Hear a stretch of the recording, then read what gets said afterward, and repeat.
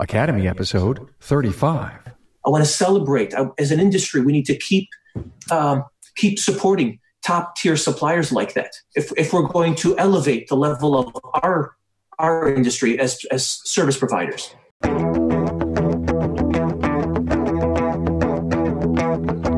Welcome, automotive aftermarketers, to a Remarkable Results Radio Town Hall Academy. Listen to learn just one thing from today's episode on your journey to remarkable results.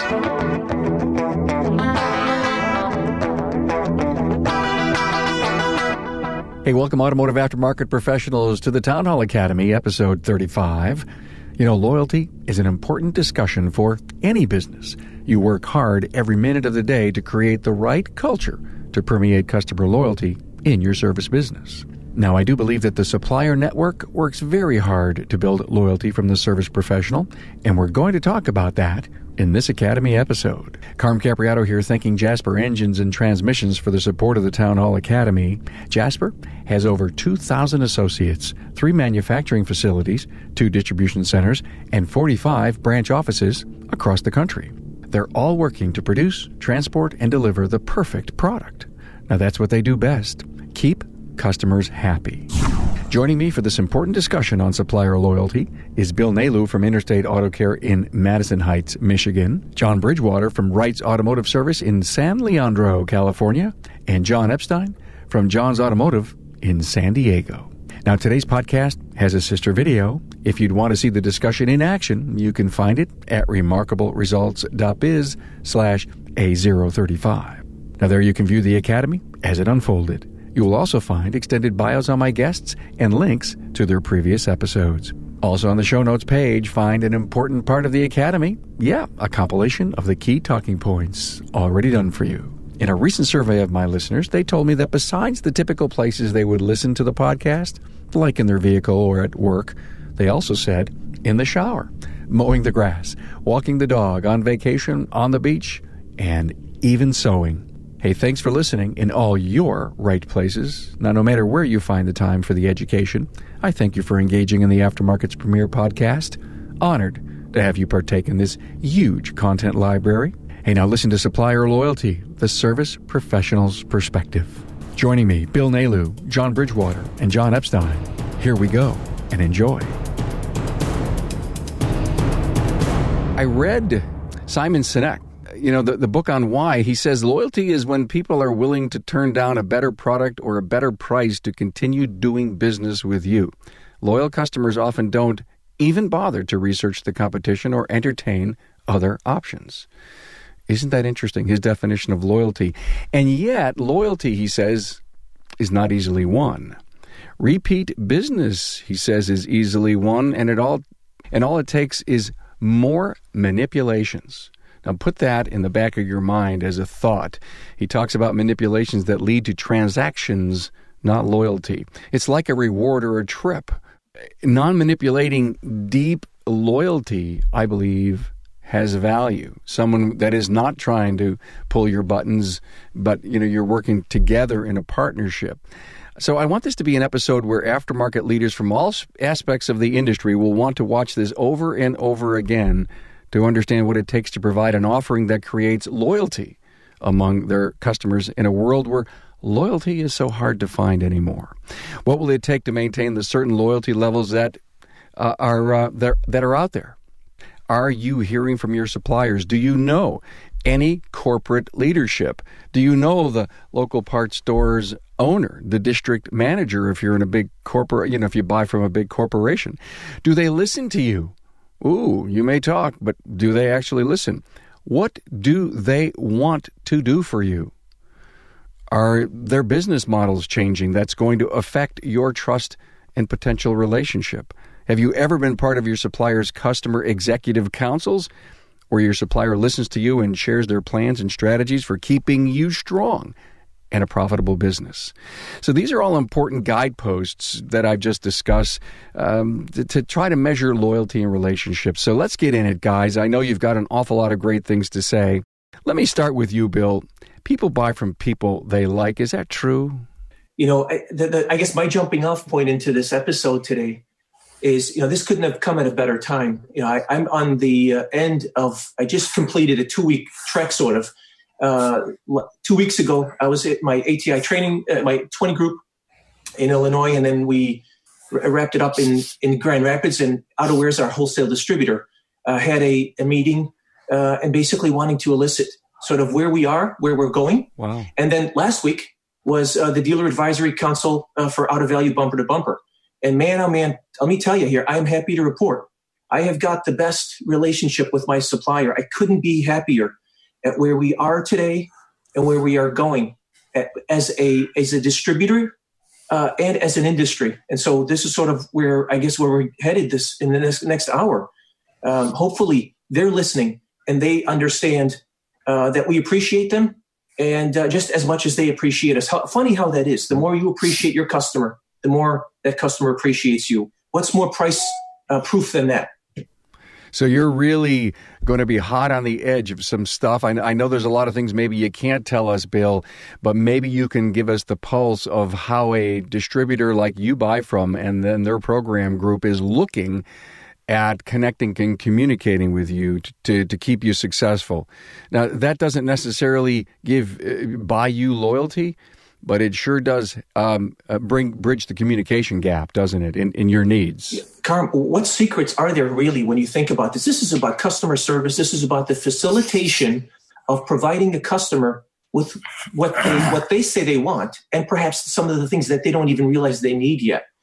The ones that are going to stick around, whether they're shop owners or suppliers, understand that this is communication that has to happen, honest to goodness communication. I may hurt your feelings in the process, or you may hurt my feelings in the process, but what we get out of this is this collaboration that can only happen through that rub that happens between that supplier and that customer. Got it. Well, thank you. You just mentioned a great word, relationships. Mr. Bridgwater, relationships important? Oh, yeah. In a lot of ways, I like buying from the people who I get along with. We go out to lunch frequently, things like that. However, that being said, I also look for the quality of the parts and the brand name of the parts that I want first, then the relationship. Got it. So quality first, and then the relationship. Tell me a little bit, John, about the extended relationship, the people on the counters today. Are people in the distributor organizations that you buy from important? Are they going away? Are we losing some of our brain trust? That's a tough one. I think the counter people in the businesses I choose to do business with are still going to be there for a long time. I also think we have a huge online presence coming where it becomes completely impersonal. So I personally strive to keep those personal relationships as long as I can because I want to support my local suppliers. Well, that's so interesting. Yes, as soon as online started to happen, I mean, there was maybe some cost justification in the number of people that you need, but ultimately, how often do you need to pick up the phone, John, Bridgwater? And there's two Johns here, so I have to be careful. How often do you have to pick up the phone and talk to a human, an important service parts professional person? Frankly, I hope as little as possible because I want my computer system to work so I can order quickly and efficiently. However, I also want that person to be there and available when I need them so that when I need to make that phone call, I can. And you told your supplier, listen, you got to have backup for me. Yes. And they know this. Yeah, and they're really good about it. My primary calls, my first calls, they're always responsive for me. John Eppstein, tell me the reasons you buy from your supplier. Part of it comes from just learning who the distributors are out there, and then you kind of build a relationship as you go. I've had the same first call pretty much my entire career. So when I was younger, I had some different people I called first, but it changed pretty quickly. And I think the biggest reason was the people. At the end of the day, back then, that was when I had a 50-foot long cord on my phone and I would go dial the number. I'd walk back over to the car and I'd spend, however long on the phone. And, back in those days, you definitely built a more relationship with your counter guys. Like John was saying, now it's almost everything we order is online. So the only time we talk to somebody is when we can't find something, which is very rare, or they will call to say, hey, we got to get this from another location. It'll be an hour, it'll be half an hour. We never like getting those calls. However, we like it even less when we don't get those calls to tell us what's going on. So exactly. That's a very important part. So. Hey, I'm with Brian Weeks from ATC Auto Center. Brian, why Jasper Engines and Transmissions? So I think Jasper, the reason why we chose to deal primarily with Jasper is the quality of the product and the people. I know that it is a associate-owned company, but it's more about the people. They do what they do in this industry that is tough, and they stay on top of the cutting-edge engineering, changing and maybe developing ways around known problems and issues. So they're adding value. They're making things better. Oh, absolutely. Absolutely. They're taking a situation that you may have a common failure with and going in, taking it apart, going through the engineering, the R&D department and saying, okay, how can we make this better? And then from that standpoint, it comes to us that at the end of the day, the end user gets much more value for the dollar that they spend. Hey, Brian, thanks for your time. Carm, thank you. So, guys, where's warranty come into the reason you'd pick and have loyalty to a supplier? Is it important today? Yeah. There's guys out there that are funding their own warranties, it seems. You know, they're really extending. And I've asked them in the podcast, so how are you covering the gap? And they say, well, we're doing it ourselves because we're looking to have something bigger, better. How are your suppliers stepping to the plate in helping you cover warranty? I think warranty is going to continue to be a situation where we're sort of, I think suppliers are looking at each other and saying, well, I'll raise mine when you raise yours. And that's sort of the industry. Sort of any of us, I don't know if there's anybody else that was in the gas station business, but it was sort of like, four gas stations, one on each corner, right? Yeah. And so we're all making about nothing on the gas. And what happens is, this guy drops his price because he's doing a promo. What happens is you start dropping your price. And before you know it, you're all chasing each other to bankruptcy court. Mm-hmm. And why this goes on. And so my appeal to suppliers on warranty is whatever that warranty is going to be, frankly speaking, they're barely covering, our loaded costs for our top technician anyway. So it's not a whole heck of a lot to begin with. My appeal is if I could prove to you that you take care of a customer and that customer is worth $30,000 to $50,000 over his or her lifetime, you're going to warranty, and you might as well just give them free oil changes for the rest of their life, right? We always talk about how much should the price of oil change be and whatever. If you set your sights on what a lifetime customer is worth to you, who the hell cares in the big picture, really, right? You're going to warranty it. You're going to stand behind it. You don't want that customer trading the car in. You want them to see the value of how you can keep that vehicle for 300,000 miles, how you can hand it over to Johnny and then Janie, and the third child and the fourth child. That vehicle, and believe it or not, it has value at 300,000 miles because at that point in time, we train them how to sell that vehicle to somebody, give it away to somebody that is going to take care of it for the next 200,000 miles the way they've taken care of it. Mm-hmm. It's all relationship, man. It's all about the relationship. Okay, Bill, you mentioned earlier auto wares. John, I'm assuming, and I know absolutely, I know you buy from Napa, and there's a lot of reasons you could just look at his picture, be a CSI investigator, and figure out from the shirt. You can figure out from the shirt that he's a Napa guy. He's also had some great high honors bestowed upon him. That's right. From Napa. Thank you. Yeah. And John, Bridgewater, who's your supplier? I've got a AC Delco and Motorcraft WD about a mile and a half away from me that I buy an awful lot of stuff from. WorldPack is also a first call. I've got a local federated shop that I have like a first and a half call. I used to buy a lot more, and that's kind of dwindled away over the years in preference for OEM level stuff. So, John Bridgewater, you are particular on brand and the parts you use, right? Very, very. Like you were talking about, I do fund my own warranty. So if something fails, that's coming out of my pocket. So I'm going to use the top end parts right up front so I don't have that problem. Got it. Does it matter to your customer or matter to you and your techs? It probably matters more to us than it does to them, so long as they know that their car is fixed right the first time. Yeah. You know, when you're at your counters, gentlemen, and you're selling a job, because you would be using a brand name, does it matter to the customer at all? Very rarely. Yeah, very rarely. Most of the time, all they're concerned with is picking up their kids at 5:00. You know, they can do the same thing every day and not have to come back for the same problem. So, thank you for that, John. And the same with both Bill and John B. Yeah. The biggest thing is how much does it cost and when will it be done? Not in that order. Oh, okay. So right. I'm going to ask a question.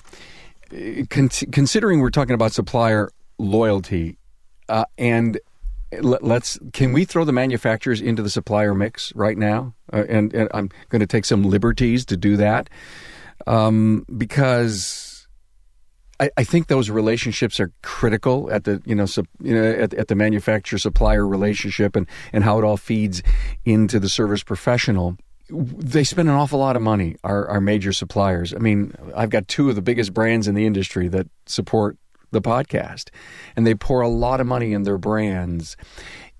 If you had a chance to be on the council, and Bill, you just recently were at Gates, early this week, I think. Yeah. You know, what would you have a chance to say to Gates? Listen, do a little of this, less of this, and do a little bit more of that? So I'll give you a couple of examples. So I can't even tell you how generous they are. The amount of money that they spent to get the feedback from us council members, it was just amazing. So one of the suggestions was, I'll just give you a quick example.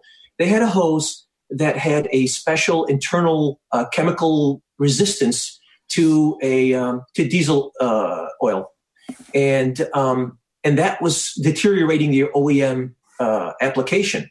And so I'm looking at this hose, and there's no special notation around it. And so one of the suggestions that I made was, what about this thing makes this thing special to me so that I can recognize it, number one, from another one as a professional, and more importantly, so I can sell that feature to the customer. Mm-hmm. And without that, and so here's a supplier reaching out, and it's incumbent on us. If we want to be able to offer that Moog ball joint with a lifetime warranty, as opposed to that ABC one coming out of God knows where, with a warranty, but you wouldn't put it on your own vehicle, then I submit to us that we're going to have to be the go-betweens. We are the ones that translate quality by brand recognition. You know, the first time I became a Jasper customer, and this is we had a warranty issue. They sent me the check before the replacement unit had come in. Wow! Talk about making a lifetime customer out of that. Wow! Where do you think I buy my rebuilt engines? And hello, that's how you make a lifetime customer. You agree with Bill, guys? Yeah, service. I do want to talk service here in a moment, but I want to go back to Bill, the great question you brought up. What would you say to a manufacturer? They're spending an awful lot of money on building a brand. Could some of that money be put into other areas to help you? If the brand doesn't matter to the customer, then what does the brand matter to you? And I hear what you say. And so what that prompted me to think about was, and let me go back to all my years in distribution when Moog came out with the problem solver sheets. Every time they come out with a new product, they were telling you how it solved a customer problem. And maybe, and I know that there's an awful lot of inherent rebuilds, if you will. They'll take an OE product and they'll say, hey, we're going to make it better. You know, when we say to a customer, it doesn't matter if it was XYZ brand, but Mr. Customer, I happen to know that the reason we use this product is it installs easier, it has better rust corrosion, or in this case, it's more resistant to a certain fluid in the car. Do we need to be doing more of that? Absolutely. Oh my God, yes. Yeah. As marketers, this is not a technical problem. This is a marketing problem. And all the suppliers that reach out to us are trying to convince us, for better or for worse, that my product is better than the competitor. It's a better value proposition. And I'll just give you this example. So at AutoWares, one of the things that you talk to shop owners all the time. One of the things that I always say is, how many of us here are proud to be the most expensive guy in the neighborhood? And interestingly enough, a lot of guys raise their hand like proudly. And it's a loaded question. And so the answer to that is, why do you believe that you're the most expensive guy in town? I'm the cheapest guy in town. My labor rate is higher, but I'm the cheapest guy in town. I get this done the first time, every time the right way, and I stand behind it like nobody else can. How come we don't market this? How come that's not the cheapest way to do things? And so I say to the suppliers, why aren't we selling a product that is the best quality that you're going to stand behind, that we can put on with confidence, that we don't have a problem with? How is that not the cheapest way to do things? Well, you open up a can of worms in that discussion. I mean, no argument. Yeah, there's no argument from you guys, but there's an awful lot of argument in other factions of the industry where people are going to tell you why they want the lowest price. And I was just going to say, we see that every day because what's in stock is the lowest price. They have to custom order the more expensive stuff quite frequently, which frankly is why I don't do business with certain companies. Boy, that brings me to such an important story. It just came to my mind. I had not planned to talk about this, but I had a customer once, a service professional, who came up to me and says, I'm really unhappy with what you guys are doing. Every time I seem to call, you're always quoting me the cheap, cheap, cheap, cheap, cheap, cheap, cheap. Don't you know what I do?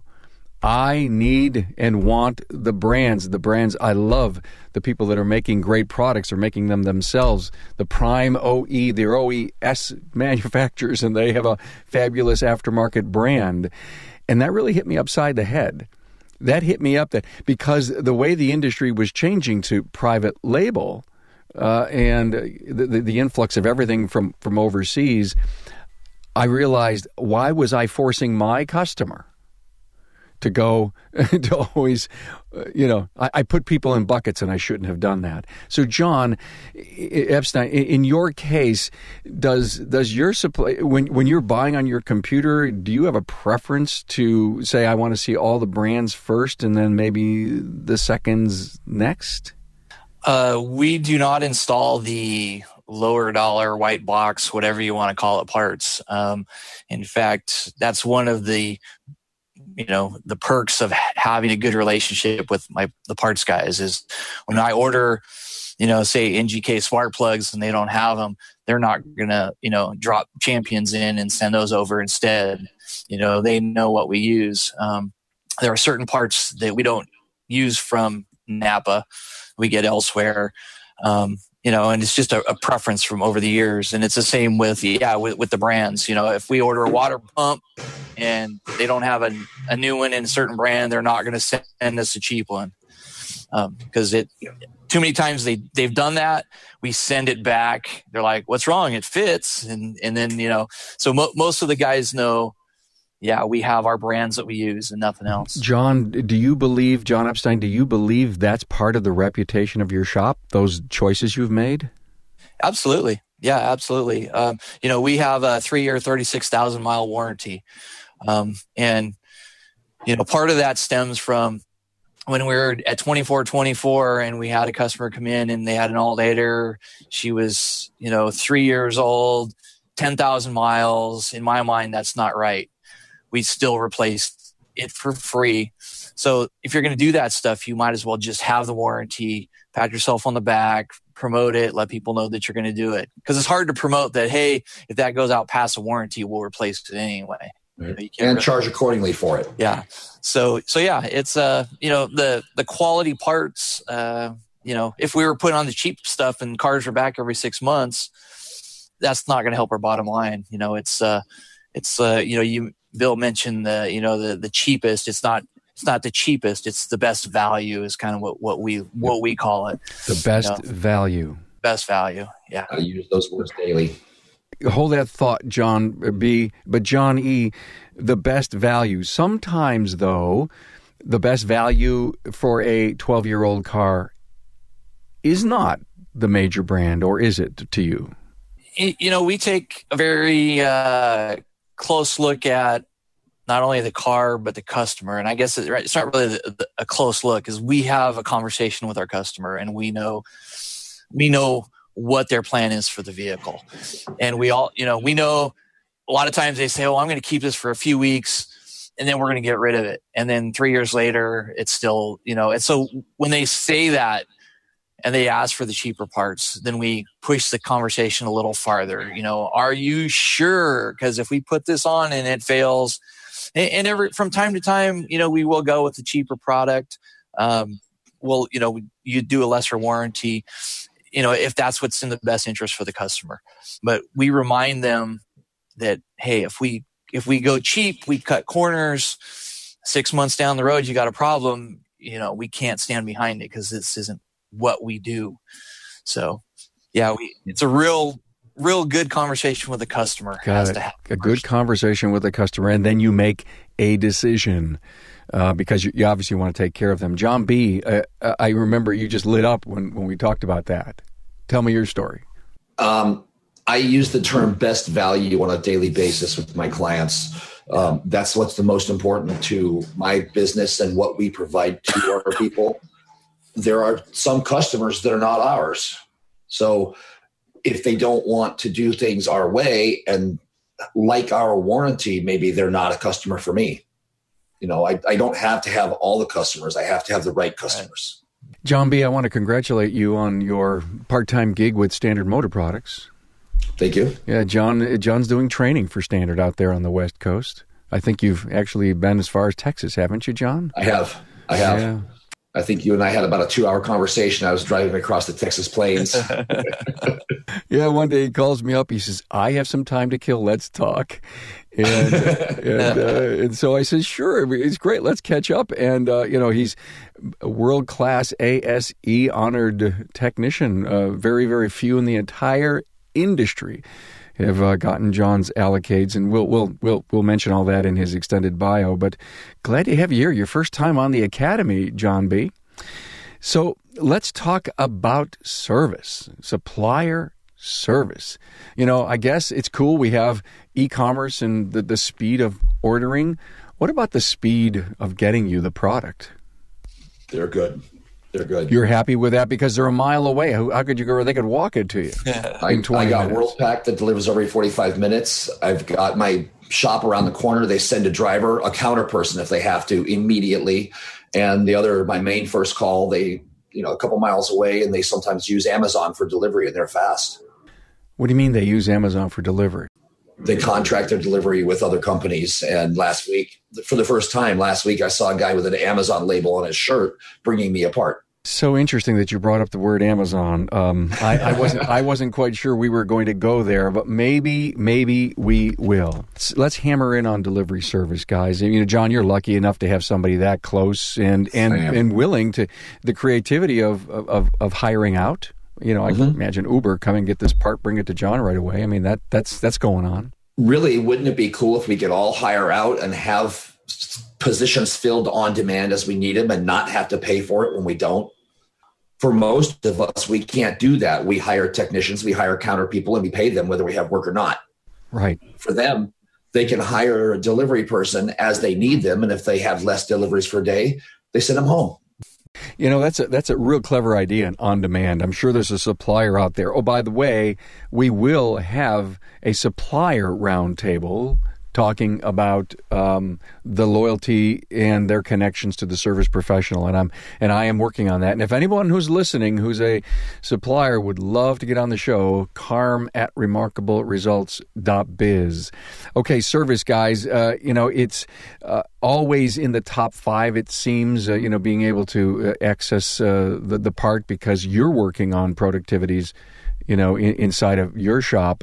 Bill Nalu, how do you rank service? How important is it? So I always, me, I'm a contrarian by default.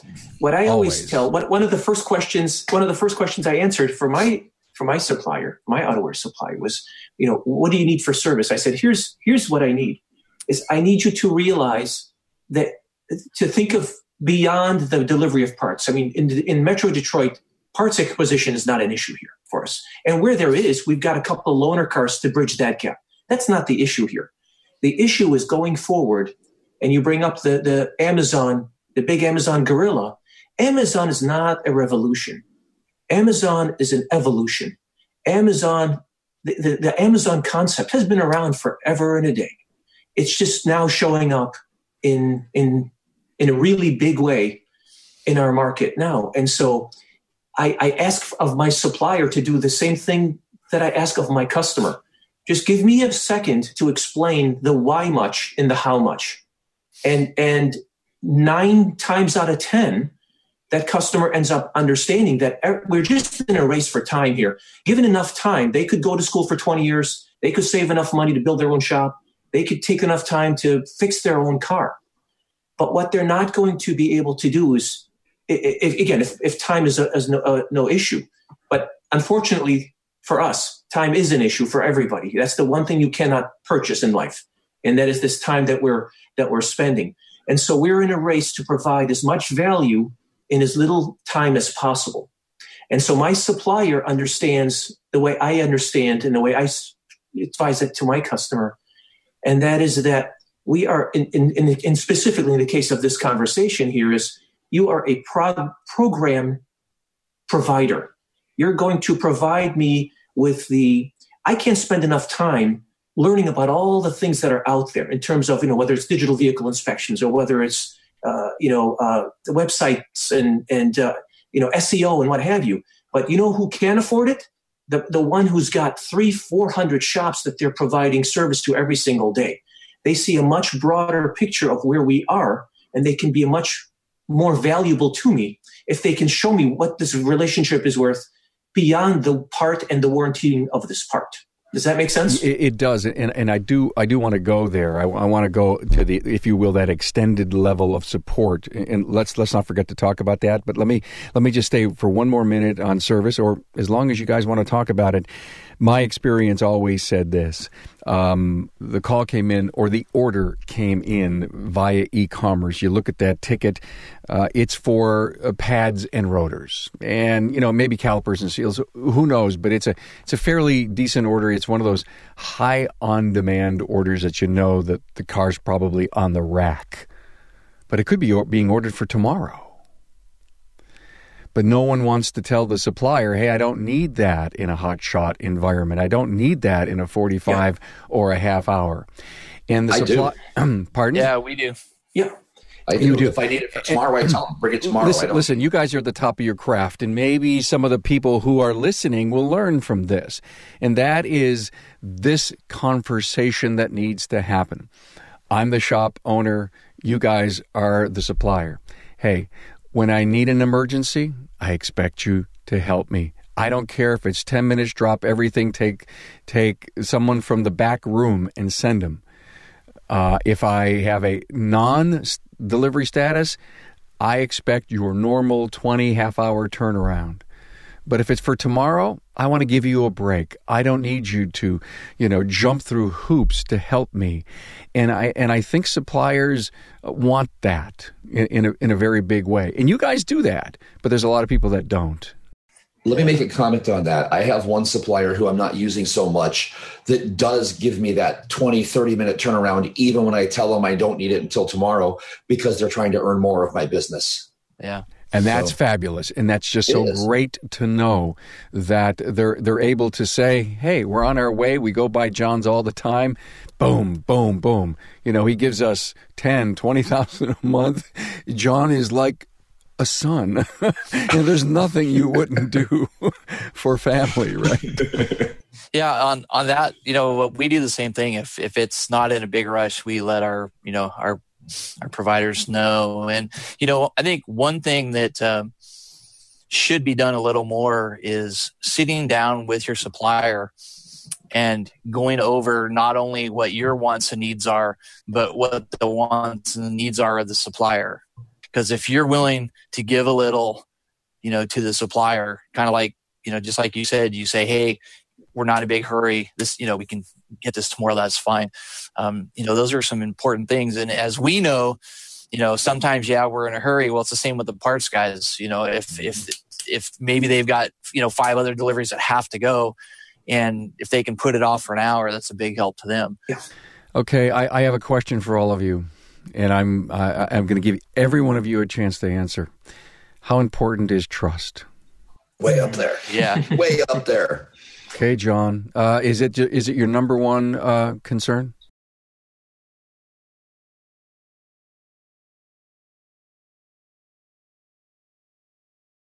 Why? Because once it's lost, how do you get it back? Mm-hmm. And how do they lose it? How do you lose it? I'll give you an example. So one in another lifetime, there was another supplier that goes unmentioned that was reboxing an unmentioned product in a box, and we found that product that they said they had gotten rid of, and they reboxed it. Okay, yeah, that. How do you recover from that? Right. All you had to do is tell the truth. I got another one for you. Go ahead, John. Many years ago, another unnamed brand name. They had one counter person who never called me when they didn't have the part, and there was going to be a delay. And one time, two times, that's fine. But when it's 10 or 15 or 20, the trust is gone forever, and I stopped calling them for parts. Wow. And that's how you lose trust. John, you've been doing business with Napa, John E., for years. Anyone ever take advantage of that trust? Every once in a while, you'll run into somebody. Probably my most memorable thought was way back when I was very small, and it's kind of funny. I saw a bill, my statement from Napa, that was $1,500 for the month, and I remember that was a long time ago. And I had ordered a crank seal, $5 part, and actually I'd ordered a whole bunch of parts. They sent me the wrong crank seal, so I called back and I said, "Hey, I need this crank seal. It's 5:00. This job's got to go tonight." And the guy said, "It's not worth it to us to take you that $5 seal." And a lot of things ran through my mind. I asked for the manager. For some reason, they brought me that seal. And it's funny how that $5 seal almost lost Napa a $25,000 a month account. Mm-hmm. So that $5 seal isn't, it's not a $5 seal if you look at the big picture. But at the time, you were buying $1,500. Yeah. And at the time, that was how many years ago? 20 years ago. 20 years ago. That was a big account back then, actually. Yeah, or at least you were really you were a medium account, because a big account 20 years ago was maybe $5,000 or $6,000, because the guy was splitting his business between 3 suppliers, and to get $1,500, and you knew the guy had 3 or 4 bays. It's not hard as a supplier to do the math and realize the potential that you have. Yeah. Let me just say one thing, guys. I had a story with a customer. Talk about suppliers, because we're suppliers. Hello, right? Mm-hmm. We had a customer of ours that didn't know him. He came in for a tire repair. Came in and had some business to do at the bank next door to us. Came in and he said, "How long will it take to do a tire repair?" I said, 15 minutes. I'll have it done within 15 minutes. We went next door, came back within 10 minutes, and we had the tire repair done. Fast forward a few years of us doing business together, and we were having lunch, and he said to me, "I just want you to know that I had just left a competitor of yours, a national competitor, and I came to you to give you a shot." And he said, "I just want you to know how critical service was to me. If I had come back and that vehicle wasn't in the shop within 10 minutes, I was ready to pull it out." That account was $750,000 of business during the course of the time that the company was around, and they were bought out. But $750,000 is what that tire repair, my word was to him. That's how critical that was. Absolutely. Great story. Bill, you brought up just a few bits ago that it goes beyond product, price, people, service. You've always said to me, "Carm, yesterday's parts houses, they're all but dead." Talk to me about that. The program itself has to center around the same program that you're building for your customers. I don't see a difference between that. The suppliers that are going to be around want to train, want to educate their customer base the way we want to educate our customer base around value. And that's the one thing that the first thing I said to Gates. In fact, I don't know if you know Todd Hack. I think, sure do. Yeah. And so Todd was there, and the first person I went to, and I said to Todd, "Todd, I want to thank you for being the kind of supplier that is OEM worthy and that is top tier worthy. And as long as we have suppliers like that, that's always going to those kinds of suppliers, because they understand the value of that brand. This is a brand that's over 100 years old. They understand how precipitous that decline is when you fail your customer, and how quickly Kodak becomes irrelevant, how quickly Blockbuster becomes blockbustered. And so I thank God for suppliers like that. And I want to celebrate. As an industry, we need to keep supporting top tier suppliers like that. If we're going to elevate the level of our industry as service providers. Wow. Pretty strong. I love that. I love what you said. We've got to embrace the people that are taking care of us. Absolutely. Yeah. Mm-hmm. I'm fortunate to work with Napa, and they do an amazing job of working with the shops to improve the shops. Whether it's offering products and services that help us to, be on the cutting edge. The business development groups they put together where we, everybody gets together and they work together.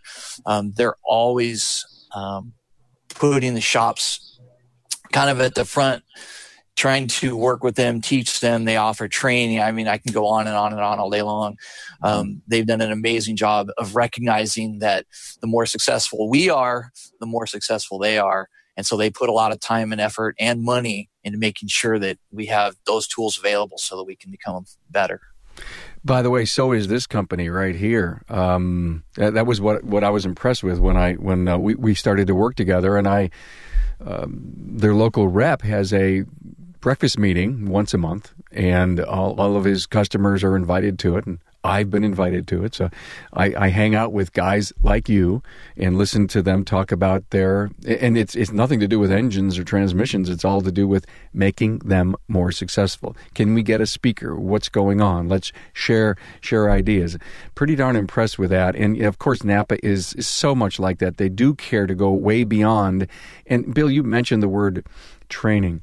And I guess what I want to know from you guys, and John, my God, you're a trainer for Standard Motor Products.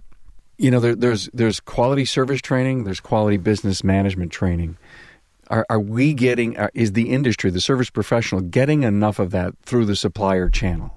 I think they're getting it. I think they're slowly but surely understanding that technical training, automotive technical training, doesn't just have to be in the back room. That you can have the greatest technicians in the world, and if that is not translated, if that hieroglyphic technical talk isn't translated in everyday verbiage to a customer in plain English, then it's all lost anyway. And so my subjective way of looking at this, and my appeal to Auto Value Bumper to Bumper, is that going forward, I expect us to do a lot more of shop owner, service writer related training. That is the holy grail on which we are going to be able to continue to be the bridge between the Jaspers and the Gateses of the world to our customers. Because otherwise, we get like Bob Greenwood says, we're going to be commoditized into oblivion, into irrelevancy. Not to take the Guru Garages out. I mean, as far as what they're doing, in investing in training, they're doing a great job, and that's a link through the distribution network. Am I right? Where you're going there through and via your suppliers. John, when you think about what you're doing now for Standard in bringing technical training to the industry, and you're out in front of a class talking to service professionals, technicians, business owners, do you have a sense and a feel for that extended value through the supply chain? I see the extended value for it. I also see the people who are attending the classes are the ones who least need to be there. Right. Unfortunately, the people that are there are the ones that want to improve themselves, want to be better in the industry. So they come out and they learn more and more and more. Now, the nice thing is that I'm working with people who want to be there. It's not like, a high school student thrown into shop because they don't have any other place to go. Right. What an incredible discussion. And so let me share with you my feelings as of this point. Bill, you brought up the word Amazon before, and you said it's an evolution that's going to happen. No surprise. It's here. It's there. There isn't anything we won't be able to buy someday. So with all these fabulous things said, in really saying, here's what our supplier means to us, here's what our supplier does, a great message going out for all the things we value. Are we still going to pick up the computer and go out and buy a product because it's $10 cheaper and I can get it in 2 hours? Are we going to do that as an industry? Because I believe Amazon's banking on that.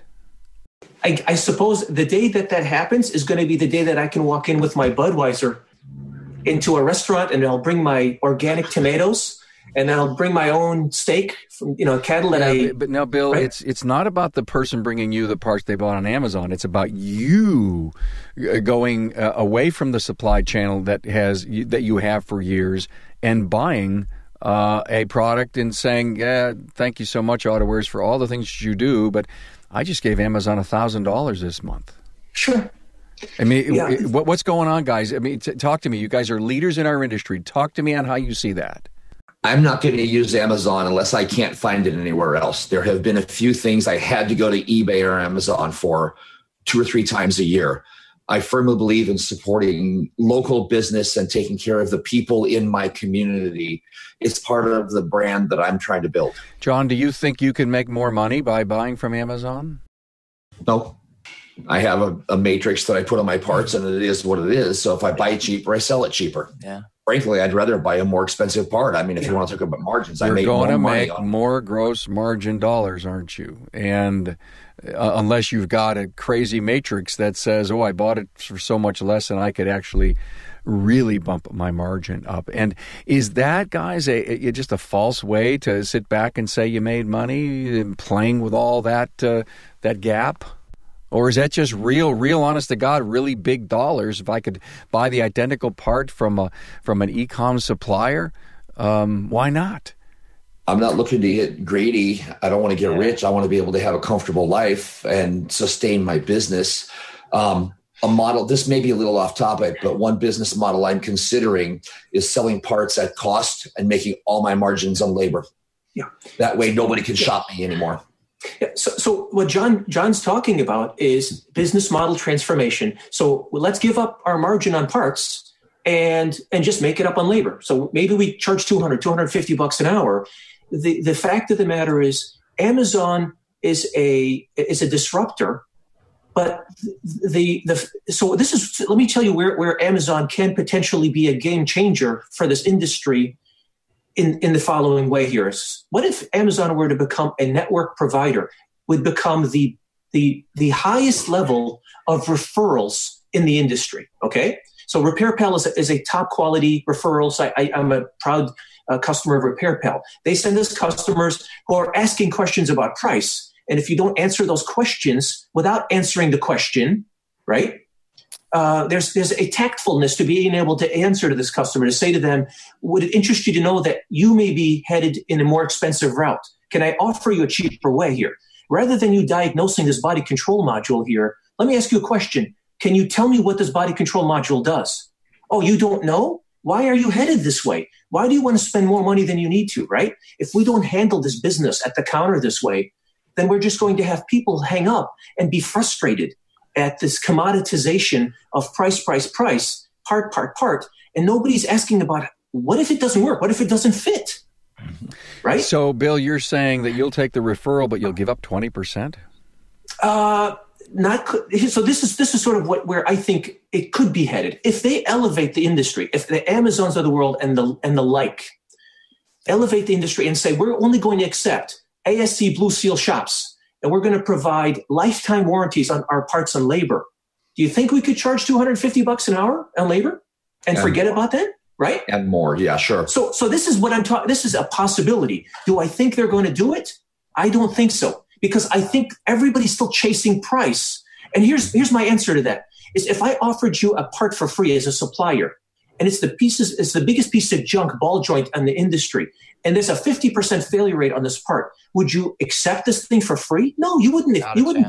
So if I couldn't offer it for free, if you wouldn't take it for free, what does that say about the value proposition? Where does price rightfully fit in this value totem pole? Right at the very bottom. Let's stop being part of this lie, this myth.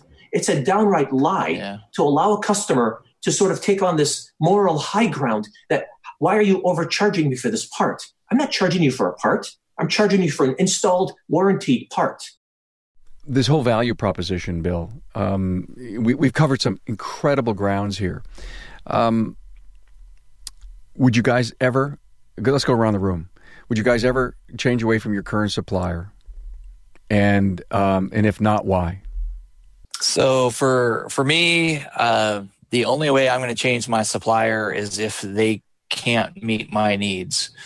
And, you know, at the end of the day, whoever your supplier is, you're always going to go through rough patches. You know, it's kind of like being married. You know, you have your rough patches, you work on it, you stay together. It's the same with the supplier. One of my techs hates Napa. He's always hated Napa. And I tell him, you know, if we were with somebody else, you would hate whoever that was, because you see, you know, they have parts that go bad. They lose a driver, you know, they're training people, things happen. The best part of being with somebody for a long period of time is when you have those problems, you pick up the phone, you say, hey, your delivery times stink. What are we going to do about it? They make a change, you know, but if they stink, you talk, they still stink, then you're absolutely going to have to make a change. And sometimes you quit buying from them for a couple of days. They get the picture, they make a change, things get back to normal. So for me, it would take a really crazy scenario for me to make a change. And long-term issues. But importantly to you, John, is that they're listening, they're communicating, they're responding. Yeah, communication is huge. You know, it's the same with us. If we tell a customer the car's going to be done at 3, they show up at 3, it's not done, they're going to want to know why we didn't call them. It's the same with the part. Mm-hmm. You know, if we order a part, we're expecting an hour, it doesn't show up, we didn't get that phone call, there's a problem. So, yes, communication is huge. Thank you for that, John. Bill? You know, never say never, right? But I don't see any possibility of that. I don't know how many suppliers I could find where I could call the CEO and the founder of the company. They're in my cell phone. And not because Bill Nalu is this big mouth and is on this dealer advisory council. This is the kind of supplier that I have. He tours, he goes out to lunch with shop owners.